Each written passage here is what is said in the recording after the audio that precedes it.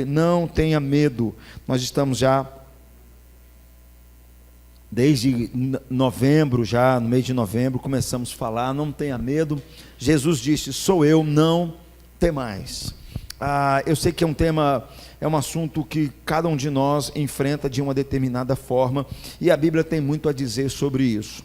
Nos domingos anteriores, eu falei justamente sobre isso aí, né? Sobre como é que a gente pode sermos encorajados diante das lutas da vida. Principalmente domingo passado eu falei sobre, Jesus fala assim, não tema, pregue o Evangelho é o poder de Deus para transformar a vida das pessoas. Não tema as opressões, as coisas que tiverem pela frente, não tenham medo. Hoje eu quero pensar com você um pouco mais sobre, não tenha medo, Jesus se importa com a sua vida. Não tenha medo, Jesus se importa com você. Quero pensar sobre isso nessa noite. Eu tenho um filme que eu gosto muito, às vezes eu até recomendo quem vai lá, Paulinho, conversar comigo. Às vezes a pessoa vai lá, às vezes ela está enfrentando um problema sério na família, perdeu algum ente querido, ou está com um coração apertado, com questões difíceis em casa, principalmente com questões de saúde e tudo mais. Eu sempre indico esse filme aqui para as pessoas verem, Terra das Sombras. Assistam esse filme, é uma história real de um autor que a igreja sabe que eu gosto muito dele, que é o C.S. Lewis, um ateu, ex-ateu, né, que se converte mais à frente, era um gênio na literatura, se converte, muita influência. Esse livro, esse filme, eu sei que esse tem de spoiler hoje, é um negócio complicado, na é verdade. Ainda bem que tem advogado, e se tiver alguma coisa eu procuro um advogado depois, né, mas eu vou contar um pedacinho do filme. Na verdade, é a história do C.S. Lewis, alguém que sempre pregou sobre o sofrimento, mas nunca encarou o sofrimento. No dia que ele encarou o sofrimento, aí a gente percebe uma outra visão dele. Ele sempre pregava sobre isso, mas aí, na caminhada dele, ele se apaixona por uma mulher. Né? Alguém fechado no seu mundo se apaixona por uma mulher. Mas essa mulher passa por um problema sério de saúde, que vem a falecer. E aí tem um pedacinho da frase, ela já está ali bem doente. Eu queria mostrar para você, porque vai nos ajudar a pensar um pouco sobre Jesus se importa com você, tá ok? Vou pedir o Titi que puder, só antes de soltar, tem alguns lugarzinhos aqui à frente, os meninos vão nos ajudar, por favor.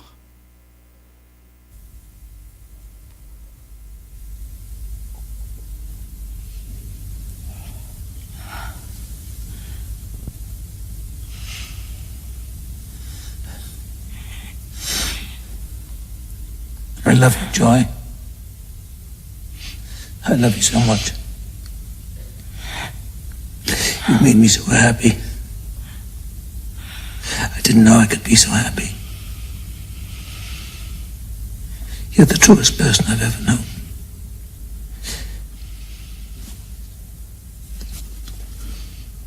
Sweet Jesus, be with my beloved wife, Joy.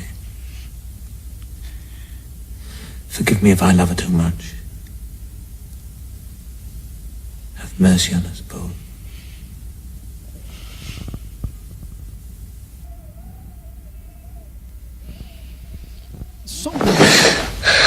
Tá bom, Tiago. Só um pedacinho desse filme, no momento que ele está praticamente se despedindo dela, e ele diz assim, Deus me perdoe, porque eu a amei demais. Eu fico pensando, quando eu olho situações como essas, eu fico pensando se alguém não estremeceria diante de situações como essas. Se depois você continuar vendo o filme, você vai perceber que ele reage de forma até agressiva, dizendo assim, Deus, o resumo é assim, o Senhor não está nem aí para a minha dor, o Senhor não está nem aí para as minhas lutas, o Senhor não está nem aí para aquilo que eu penso. Depois C.S. Lewis, ele muda tudo isso, era um homem crente de verdade, mas no momento de aflição, é isso que ele fala. Diante de cenas como essas e de realidades que eu e você enfrentamos todos os dias, eu fico pensando, se não haveria hoje, nos nossos dias, algum poder, alguma realidade que nós possamos estar seguros, para que a gente possa enfrentar situações como essas, para que a gente possa enfrentar medos como esses. Será que existe hoje alguma possibilidade de que nós, diante de situações como essas, ou piores do que essa, não sei se há piores do que essas, mas se nós temos condições de permanecermos seguros, e nós ouvirmos de Jesus, falamos assim: não tenha medo, não tenha medo. É isso que eu quero pensar com você hoje à noite. O evangelista Marcos, no seu evangelho que tem o seu nome, ele traz ele relata a história de Jesus, quando ele pega os seus discípulos para atravessar o mar da Galileia, e Jesus está dormindo na popa daquele barco, e esse texto que nós vamos ler vai nos ajudar a pensar como é que a fala de Jesus, o que Jesus quis dizer perante os seus discípulos, vai nos trazer assim, como é que nós podemos não ter medo, ou melhor dizendo, como é que nós podemos encarar toda essa situação. É isso que nós vamos pensar um pouco, que no fundo, a fala dos discípulos muitas vezes é a nossa fala, é a fala do Lewis em momentos como esses, mas será o que tem por trás disso? Eu queria convidar você para nós lermos Marcos capítulo 4, do versículo 35 ao versículo 41, pensando um pouco sobre Jesus se importa sim com a sua vida, e o que ele vai dizer para nós, baseado nesse texto, é que eu e você não precisamos ser mais reféns do medo, reféns da dúvida, reféns da insegurança com respeito ao amanhã. Eu vou ler os ímpares, por favor, leia comigo os pares. Naquele dia, sendo já tarde, disse-lhes Jesus: passemos para outra margem.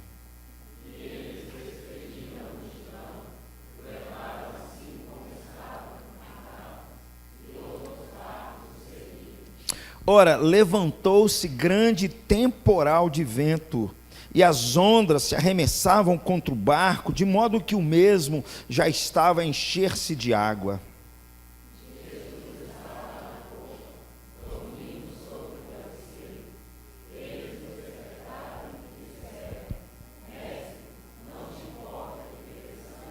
E ele, despertando, repreendeu o vento e disse ao mar: acalma-te, emudece. O vento se aquietou e fez-se grande bonança. Então lhes disse: por que sois assim tímidos? Como é que não têm fé? E eles, possuídos de grande temor, diziam uns aos outros: quem é este que até o vento e o mar lhe obedecem? O Douglas um dia mandou para mim, e eu guardei lá comigo, uma foto. Na verdade ele é um quadro de 1633, pintado por um cristão chamado Rembrandt. Ele era um pintor holandês, e esse quadro eu fiz questão de colocar aqui, para a gente ter uma ideia muito legal da tradução que o Rembrandt faz desse texto aqui. Isso é um quadro de 1633, o quadro se chama Tempestade no Mar da Galileia. É mais ou menos isso aqui que está acontecendo aqui nesse texto que nós lemos, né? Quando nós lemos esse texto, a gente percebe que eles estavam no mar da Galileia. O mar da Galileia era um mar extremamente conhecido pelos discípulos. Na verdade, eles cresceram em torno daquele mar. A vida deles era aquele lugar ali. E o mar da Galileia, se você um dia puder olhar assim num gráfico, num mapa assim daquela região, ele ficava praticamente 213 quilômetros lá em cima, naquela parte branca lá, tá vendo? Na parte mais fria, ele ficava a 213 metros abaixo do nível do mar, o mar da Galileia, e ficava praticamente a 50 quilômetros do Monte Hermon, aquela parte mais branca lá em cima. O Monte Hermon ficava praticamente a 3.000 metros de altura acima do nível do mar. O que acontecia? Aquele ar frio que passava lá em cima se chocava com o ar quente que vinha da parte mais baixa, e isso causava grandes tempestades, grandes aguaceiros que batiam ali de vez em quando. E pescadores, mesmo profissionais, pescadores altamente experientes, acostumados com aquela realidade, quando encaravam com tempestades como essa aqui, eles ficavam apavorados, eles não sabiam o que fazer diante disso tudo. Tanto que o texto que nós lemos, quando eles estão passando por isso, eles clamam: mestre, o Senhor não se importa, nós vamos morrer. Jesus, o Senhor não se importa, nós vamos morrer. O medo toma o coração dos discípulos de assalto. Aqueles senhores dos mares, daquele mar altamente conhecido por aqueles grandes pescadores, que cresceram em torno do mar da Galileia, cresceram numa cidadezinha chamada Cidade da Pesca. Aqueles homens cheiravam peixe o dia inteiro, era a vida deles, o mar era da onde eles tiravam o sustento, a vida deles e tudo mais, e eles conheciam muito bem aquilo. Mas diante de tempestades como essa, nem eles poderiam fazer absolutamente nada. Nessa hora, meus amigos, nem a experiência deles, nem o conhecimento deles, por anos afora, resolveria aquela situação, os livraria do medo que estava tomando o coração deles de morrerem, deles serem atingidos, e eles gritam: mestre, não te importa que pereçamos? Eles, na verdade, nos ensinam, quando eu vejo situações como essas, queridos, que, no fundo, nem todo o conhecimento do mundo, nem toda a experiência do mundo, nem tudo que nós sabemos, nem tudo aquilo que nós já passamos, nem todo o conhecimento da terra pode nos livrar do medo e do assalto como esse, de situações tão complicadas como aquela que o C.S. Lewis está passando, como muitas pessoas passam, como eu e você de vez em quando encaramos. Nessa hora, onde é que vai o nosso conhecimento? Onde é que vai a nossa experiência? Onde é que vai as coisas? O medo, queridos, ele sempre nos paralisa, ele sempre tenta nos intimidar, ele sempre tenta nos desequilibrar emocionalmente e espiritualmente. Eu tenho falado aqui nas séries passadas, nos domingos passados, que ninguém está anestesiado de grandes tempestades, ninguém está anestesiado de passar por grandes temores na sua vida, de notícias, de catástrofes e tudo mais. Onde podemos então realmente encontrar a verdadeira segurança? Qual seria a base espiritual, a base moral que nós poderemos nos assentar para dizer que a nossa vida está segura quando essas coisas nos cercam, quando tempestades batem na porta da nossa casa? Eu e você, nós precisamos crer, queridos, e nós buscamos essa segurança, sim, continuamente, mas nós não estamos livres do pior. O texto que nós acabamos de ler nos diz que depois que eles clamaram a Jesus, eles acordam Jesus que estava dormindo na polpa daquele barco, e aí o texto diz, versículos 39, diz assim: e ele, Jesus, despertando, repreendeu o vento e disse ao mar: acalma-te, emudece. O vento se aquietou e se fez grande bonança. A palavra de Jesus aqui é muito simples. Jesus não fez nenhuma cena, nenhum teatro, Jesus não pegou uma varinha de condão, Jesus não fez nada disso. Ele voltou para o mar e diz assim: cala tua boca, fica quieto e aquieta. É como se fosse um pai pedindo a uma criança: meu filho, fica quieto um pouquinho. É isso que está acontecendo aqui de forma muito simples. E o que é impressionante que o texto vai nos dizer, que aquele vendaval obedeceu à voz de Jesus. Aquele vendaval simplesmente parou. O texto nos diz que o vento cessou e se fez uma calmaria muito grande ali. Marcos aqui, o evangelista, está dizendo que o vento, não só o vento parou, mas a água também ficou muito calma. Eu sou de região de praia, né? Eu sou natural de Vitória, e eu já fui, como alguns irmãos sabem aqui, menino do Rio, calor que provoca arrepio, calção tatuado no baixo, é verdade? Ia para a praia, pegava meu relógio. Era raríssimo, difícil demais você ver o mar calmo. Mesmo sem vento, as ondas não paravam, o mar ficava agitado. O que está acontecendo aqui é que Jesus dá uma voz de comando aqui para o vento e para o mar. Ela fica como se fosse uma lagoa paradinha, quietinha, dá até para a gente olhar ali. o espelho ali como se fosse um espelho. É isso que está acontecendo. Não foi só o vento que parou, o mar também se aquietou. Quando os ventos pararam, depois que Jesus os repreendeu, alguns poderiam pensar, isso foi uma grande coincidência. E aqui, queridos, eu creio que, eu acho que se você um dia já viu já passou na praia, já viajou de cruzeiro e tudo mais, você vai perceber que mesmo quando o vento para, o mar continua profundamente agitado naquele momento. Algo que era de muito consenso naquele tempo, naqueles dias e naquelas culturas antigas, era o fato de que o mar era uma força incontrolável. Se você lê literaturas daquele tempo, você vai perceber que muitas vezes eles associavam deuses ao mar, aos oceanos. Essa ideia da ira, da bravura dos mares se associava a isso, até mesmo a algum tipo de deus. Nas culturas e lendas antigas, o mar era um símbolo de destruição que ninguém, absolutamente ninguém, era capaz de deter. O oceano, em plena fúria, era um poder que ninguém controlava. Era somente Deus que poderia controlá-lo. Jesus aqui, meus irmãos, é capaz de exercer poder, um poder que pertence somente a Deus. Lembre-se, ele não convocou alguma autoridade fora dele, ele não disse assim: mar, em nome de fulano, em nome de Beltrano, pare. Ele não falou isso. Ele foi com a voz dele, ele foi com a autoridade dele, com o seu poder ali, e ele acalma aquela tempestade e aquele vendaval. Jesus demonstra que ele não é apenas alguém que tem poder, mas Jesus demonstra que ele é o poder nele mesmo. Qualquer um ou qualquer coisa do universo inteiro que tem algum poder, só tem esse poder porque Deus é quem o concedeu. Isso aqui, meus irmãos, é uma reivindicação que Jesus está fazendo do seu poder. E se essa reivindicação é verdadeira, a pergunta que fica por trás é: quem é essa pessoa? Quem é de fato Jesus? Que reivindicações Jesus está levantando sobre si mesmo? A gente tem aqui algumas opções sobre isso.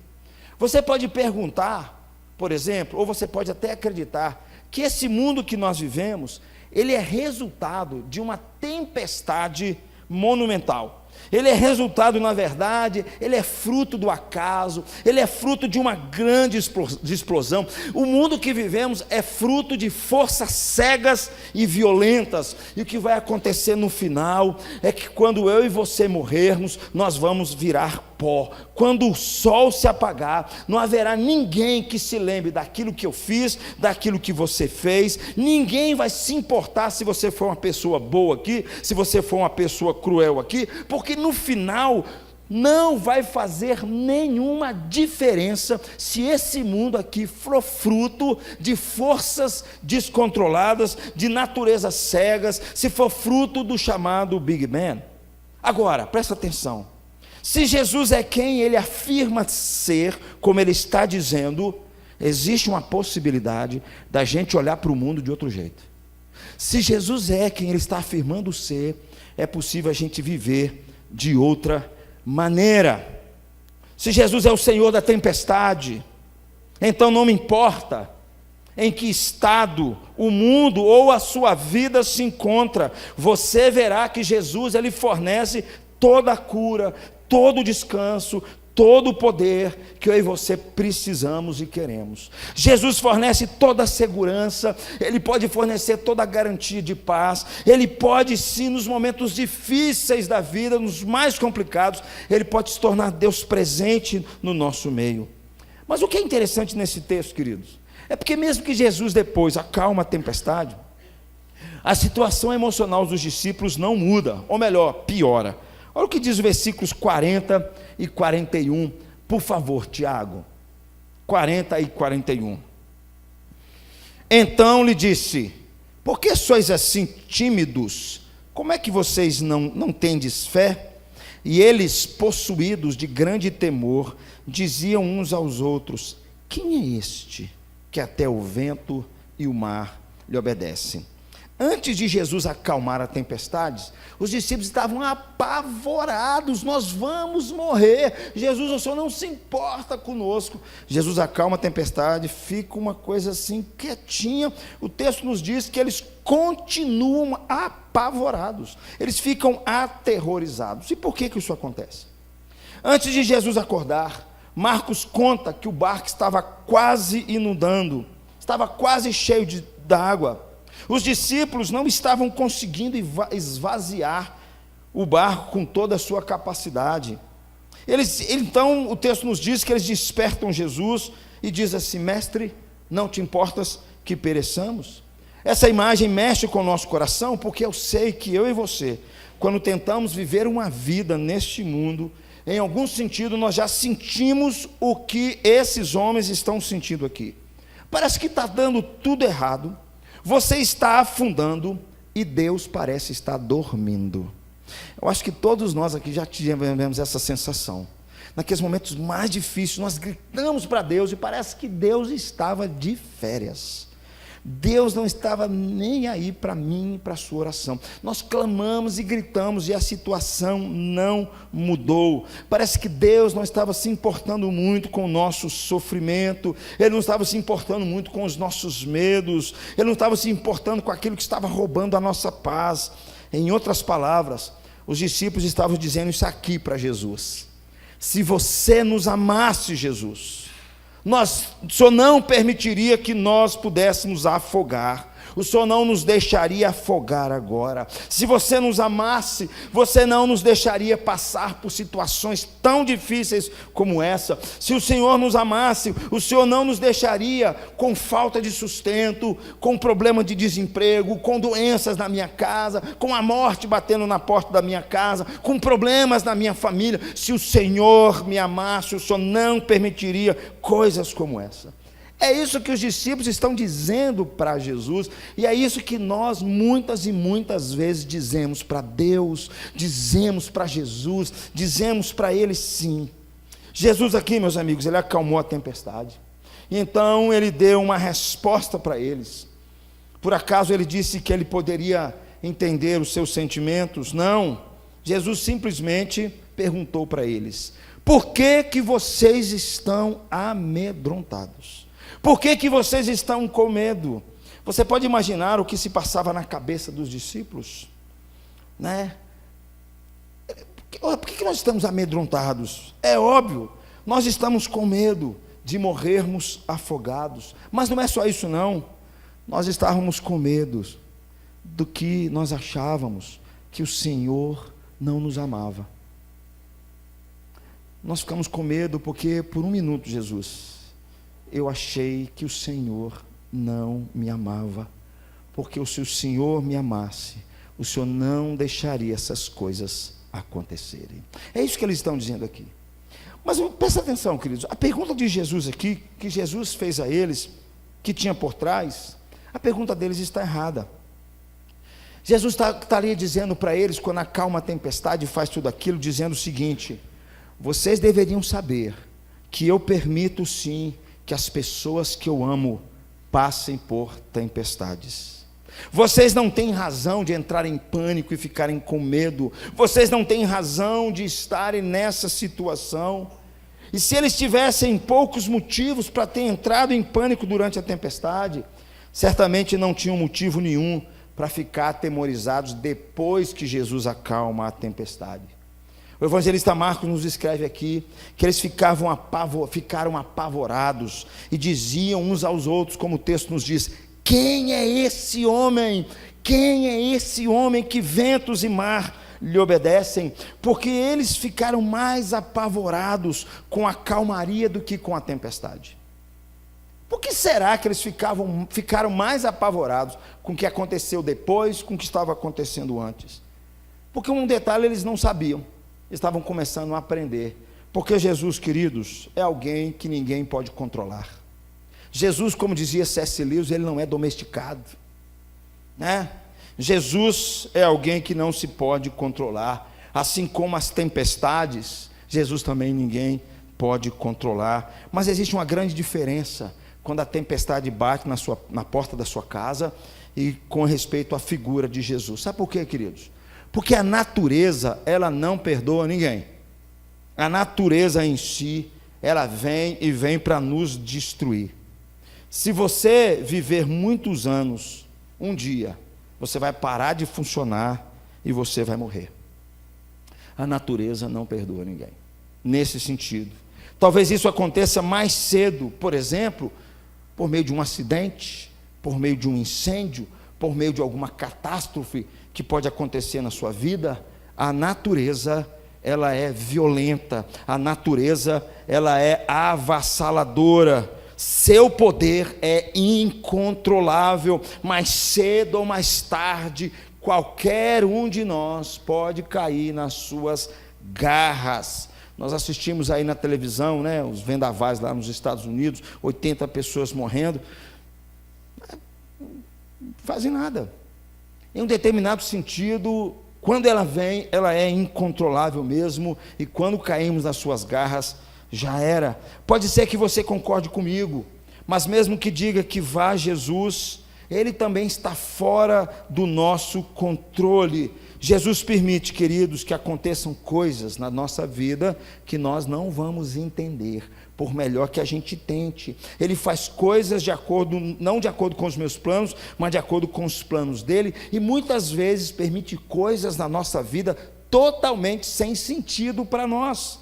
Mas presta atenção, querido, se Jesus é Deus, se Ele é grande o bastante para ter motivos, para deixar com que você passe por situações que você não entenda, que você não compreenda, o poder dele é ilimitado, assim também são o seu amor, assim também é a sua sabedoria.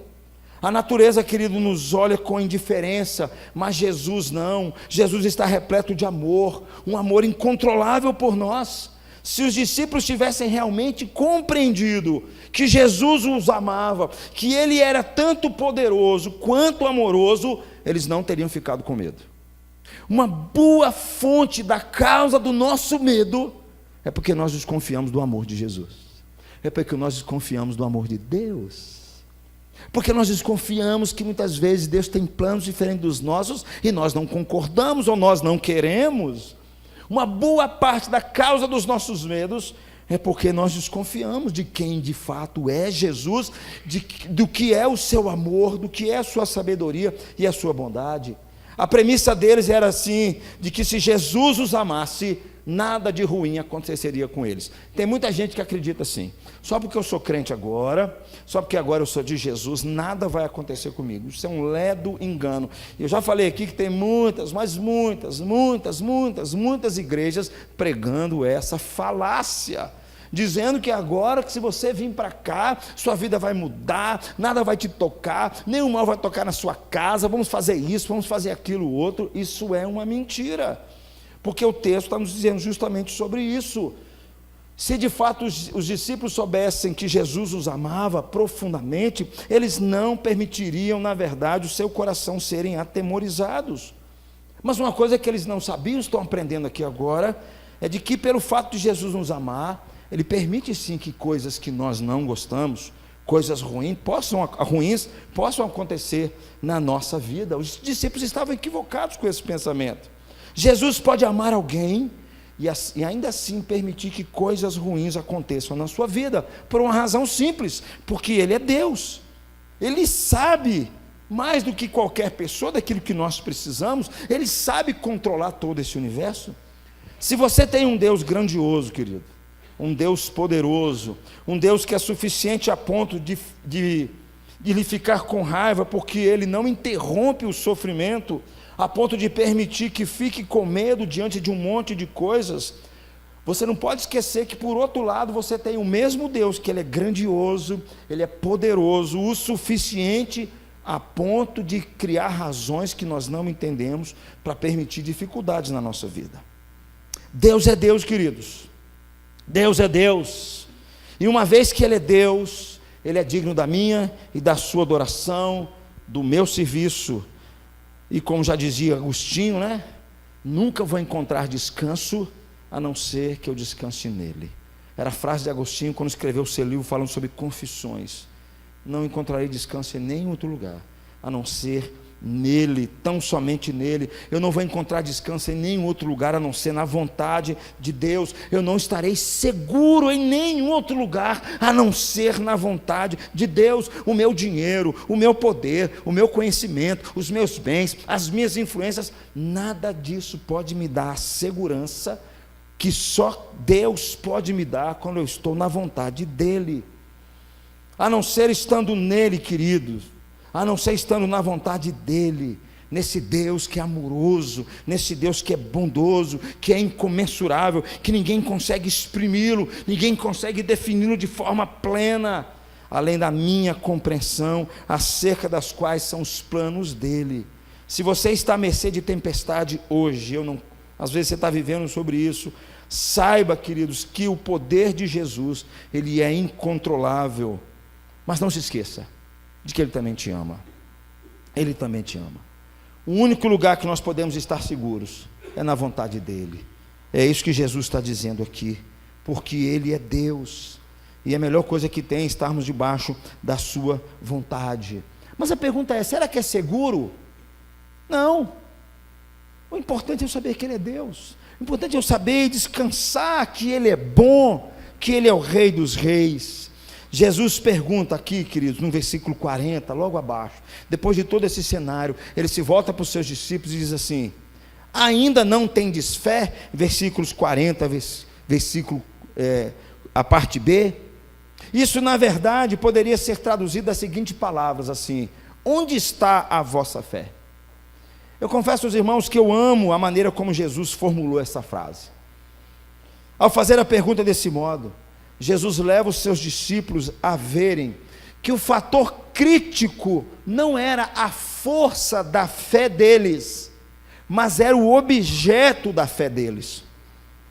Eu tenho aprendido que o oposto da fé não é a dúvida, o oposto da fé é o medo. É o medo que nos paralisa de crer e não a dúvida. Deus não tem a responsabilidade de responder todas as nossas perguntas, Ele só está querendo que nós creiamos nele. O problema aqui com os discípulos não era o tamanho da fé, mas era onde eles estavam colocando a fé deles. Eu acho que eu já contei essa ilustração aqui na igreja. Imagine que você está caindo num precipício, coloquei um desenho ali de um precipício, e percebe que existe um galho que brota da encosta desse precipício. Ele é forte o suficiente para sustentar você, mas você não sabe o quão forte esse galho é. Enquanto você está caindo, você só tem tempo para agarrar esse galho. Quanta fé você precisa ter nesse galho para que ele salve você? Você não precisa estar 100% certo com respeito ao galho que ele vai salvar você. Não é isso. É claro que não é isso. Você só precisa ter fé suficiente para agarrar esse galho. Isso acontece porque não é a qualidade da sua fé que salva você, mas é o objeto da sua fé que salva você. Não importa como você se sente a respeito do galho, tudo o que importa é que o galho em si, e Jesus aqui é como esse galho, é suficiente para salvar você. A Bíblia não tem a responsabilidade de responder todas as minhas perguntas, mas a Bíblia me ensina aquilo que é necessário para a minha salvação, aonde eu preciso colocar a minha fé e a minha confiança. Se você quer ter fé, queridos, mas você não consegue, vou te pedir um negócio: pare de olhar para você mesmo. Se você está precisando de mais de fé, pare de olhar para você mesmo, vá até Jesus e diga: Jesus, aumente a minha fé. Jesus, me ensina a crer mais na tua palavra e na tua verdade. Me conceda o dom da fé. Eu tenho tentado encontrar a fé, muita gente pensa assim, por exemplo, por meio da razão, por meio da reflexão, por meio da meditação, às vezes indo até a igreja, na esperança de algum sermão toque no meu coração. Eu tenho tentado com todas as minhas forças encontrar fé em mim mesmo. Só agora eu vejo que você, Jesus, é a fonte da minha fé. Portanto, queridos, a questão central não é o tamanho da fé, é onde você coloca a sua fé. E você pode estar colocando a sua fé em você mesmo. Você pode estar colocando a sua fé no seu conhecimento. Você pode estar colocando a sua fé no seu dinheiro. Você está achando que essas coisas vão trazer paz ao seu coração e te dar segurança quando as más notícias, as tempestades baterem à porta da sua casa. Jesus está dizendo: queridos, coloque a fé em mim. Se você fizer isso, você vai descobrir que Jesus tem estado à sua procura. Ele é o autor e aquele que nos concede fé, e Ele também é o objeto da nossa fé. Algo fora do comum acontece, queridos, com a nossa reação quando nós lemos essa passagem com respeito à tempestade. Os sempre se equivocavam, e nós estamos iguaizinhos a eles. Puxa, eles simplesmente não entenderam nada. Nós olhamos para eles e achamos que era assim que eles estavam pensando. E nós às vezes estamos fora, mas não é bem isso. Às vezes nós sentimos empatia pelo que os discípulos estão passando e pela situação deles nesse momento. Havia uma tempestade, Jesus estava dormindo, o barco estava prestes a afundar, e eles começam a gritar, clamando por Jesus, e eles começam a achar que Jesus de fato não os amava. Mas ele acordou Jesus e disse, Jesus disse a seguinte palavra quando Jesus foi acordado: se vocês souberem o quanto eu amo vocês, vocês teriam ficado calmos. Se vocês soubessem o quanto eu me importo com vocês, vocês teriam ficado calmos. No entanto, queridos, nós pensamos, muita gente pensa que isso é algo impossível.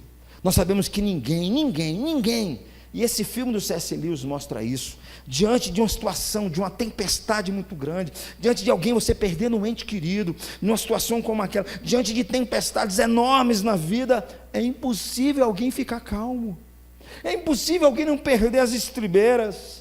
Ninguém consegue enfrentar más notícias, dificuldades no casamento, sem ter medo de separação, dificuldades na criação dos seus filhos, sem ter medo que os seus filhos possam cair para o mundo das drogas, dificuldades com respeito à situação econômica, sem ficar com medo de perder o seu emprego.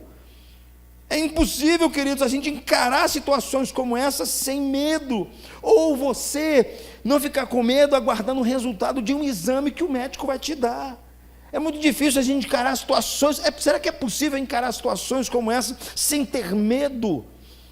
Contudo, queridos, nós temos algo, nós aqui, algo que os discípulos não tinham no tempo deles. Nós temos um recurso que nos capacita a manter a calma por dentro e nós não nos atemorizarmos, independente da fúria da tempestade à nossa volta.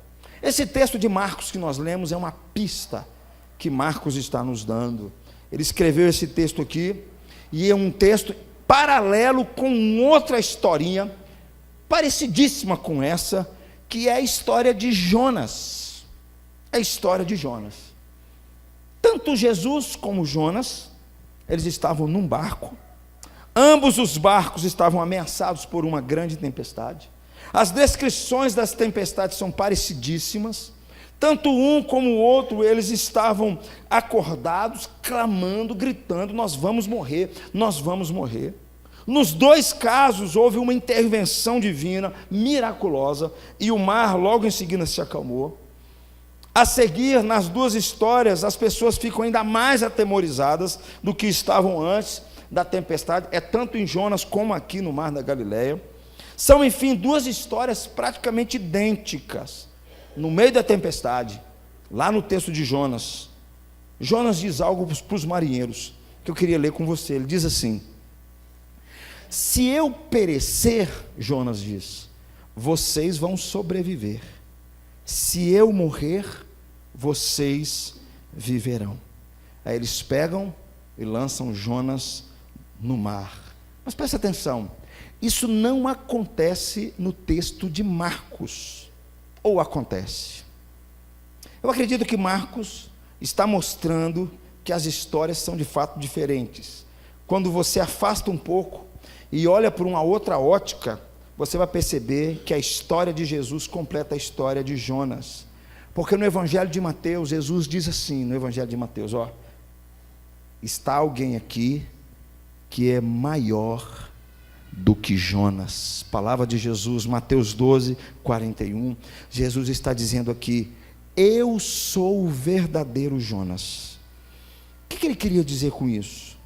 Jesus está dizendo assim: um dia eu vou acalmar todas as tempestades, eu vou fazer parar todas as ondas, eu vou destruir a destruição, eu vou, na verdade, matar a morte. A pergunta é: como é que Jesus faria isso? Ele pode somente fazer isso quando ele estava na cruz. Jesus foi lançado na cruz, voluntariamente, como Jonas. Jesus foi lançado dentro da maior de todas as tempestades, à mercê das maiores ondas que já existem. Jesus foi lançado nas ondas do pecado e da morte. Jesus foi atirado à única tempestade que de fato nos faz afundar. Você quer uma coisa que afunda um homem e afunda uma mulher? É o pecado e a morte. Jesus foi lançado naquela cruz ali, de cabeça ali naquela cruz. Jesus foi atirado à única tempestade que de fato nos faz afundar, a tempestade da justiça eterna de Deus e a tempestade da dívida que nós temos por causa dos nossos pecados, por causa das nossas transgressões. Todas as pessoas adquiriram, queridos, a Bíblia nos fala sobre isso, uma dívida para com Deus por causa dos nossos pecados, e eu e você nos tornamos inimigos de Deus, nos tornamos devedores, que não temos condições nenhumas de pagar a nossa dívida, porque nós quebramos a lei de Deus, nós afrontamos o Criador com os nossos pecados, e nós nos tornamos alvos da sua ira. É isso que está acontecendo com Jesus quando ele é lançado na cruz, porque ali ele vai encarar toda essa onda ali naquela cruz. Essa tempestade, ela não se acalmou enquanto não arrastou Jesus por completo naquela cruz. Se a visão da cruz, queridos, é Jesus entrando de cabeça, curvada na maior tempestade de todas, se ela estiver gravada no âmago do seu coração, você jamais vai dizer: Jesus, o Senhor não se importa comigo? Se o que Cristo fez naquela cruz for real e significativo na sua vida, e você crê nisso, você pode passar por as piores tempestades da vida, mas quando você voltar os seus olhos para a cruz, você vai saber que você foi amado e continua sendo amado. É isso que Jesus está dizendo aqui para nós. Ele está dizendo que ele sabe que ele não abandonou você na tempestade, nas tempestades menores, nas nossas dificuldades menores. Jesus não nos abandona. O que faria Jesus nos abandonar, já que agora ele entra de cara na maior de todas as tempestades, a maior que de fato nos causa medo? Porque eu não sei hoje, mas para mim uma coisa que deve apavorar o ser humano é o medo da morte. É o medo da morte. Eu já falei isso aqui uma vez. Todos nós, Léo, todos nós tentamos fugir dela. Criamos os nossos programas, criamos as nossas atividades, enchemos as nossas agendas, estamos sempre ocupados, porque nós não queremos parar para pensar nessa realidade. De vez em quando a gente vai num velório, eu falo assim: opa, e hoje a sensação é tirar esse peso sobre nós. Não tem mais nada que nos causa mais pavor do que o pecado e a morte. O que faz pensar que se Jesus encarou aquela cruz, provando que de fato ele amava o homem, o que faz pensar que ele vai abandonar você quando você estiver passando por problemas menores, por tempestades menores. É evidente, queridos, que um dia ele voltará, ele vai acalmar todas as tempestades por vez. Se permitir que essa certeza penetre o seu coração, você saberá que Jesus ama você. Você saberá que Ele se importa com você. Você saberá que Ele vai encher você continuamente. Você saberá que Ele agora é o propósito da sua vida, que Ele agora dá significado para a sua vida. Então você terá poder para lidar com qualquer coisa na vida. É isso que Ele está dizendo aqui para os discípulos e dizendo para nós. A mensagem da cruz fala isso, meus amigos. Nós precisamos nos render a essa poderosa mensagem. O que é isso? É a mensagem do Evangelho. Essa é a mensagem. Eu já falei isso aqui uma vez, para a gente entender um pouco o que significa o Evangelho. Quando a Grécia, lá atrás, 200 anos antes de Cristo, ela foi invadida pela Pérsia, os persas, eles ganharam aquelas grandes batalhas que ali estavam. E depois que eles ganharam, eles enviaram os chamados arautos, que no texto grego significa evangelistas. Os evangelistas saíam para proclamar as boas novas para essas cidades.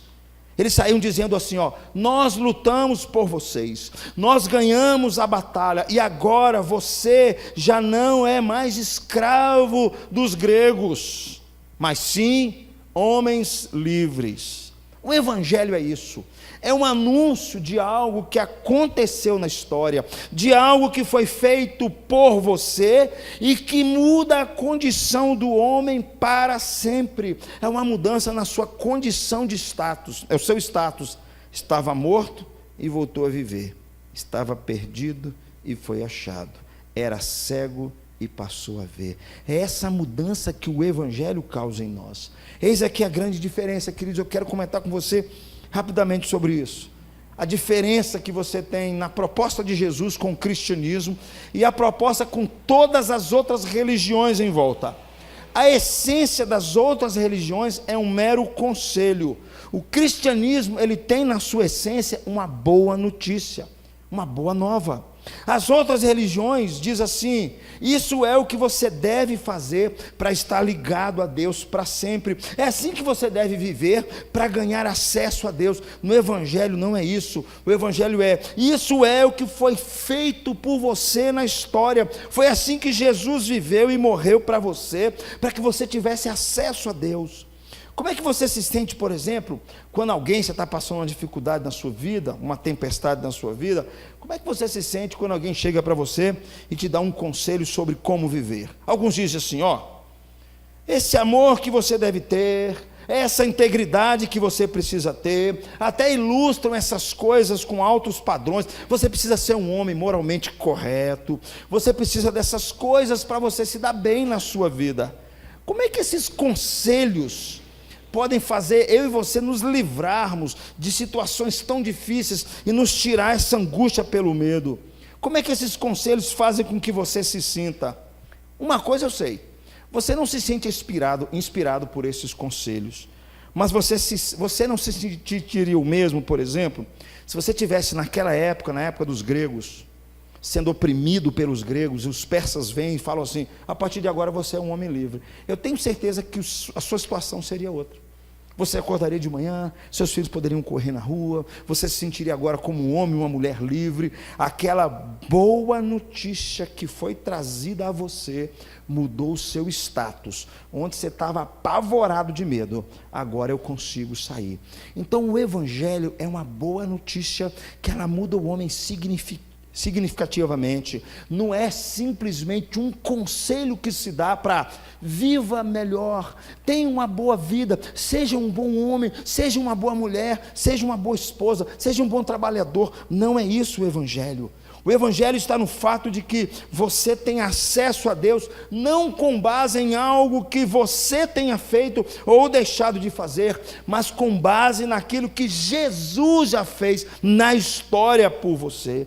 É isso que torna o cristianismo, o Evangelho, absolutamente diferente de todas as outras religiões, de todas as outras filosofias. É esse poder que muda, e muda o homem de dentro para fora, que faz com que o homem agora tenha condições de encarar suas tempestades, encarar os seus medos, quando ele coloca a sua confiança naquilo que Cristo fez por ele na cruz. E quando o homem coloca a sua confiança e reconhece a sua condição diante de Cristo, daquilo que Cristo fez por você na cruz, reconhece que Jesus fez isso por você e se rende a Cristo, ele nunca vai dizer: Jesus, o senhor não se importa comigo? Você pode estar passando por lutas, mas quando eu olho para aquela cruz e vejo aquele profundo amor de Deus por mim, por alguém que de fato não merece, eu posso não entender o que eu estou passando, eu posso não entender as tempestades da minha vida, mas eu nunca vou dizer que Ele não me ama, porque a cruz prova que Ele me ama. Eu queria orar por você, eu queria que você curvasse sua cabeça, eu queria pedir a Deus por você, para que você creia mais no Evangelho,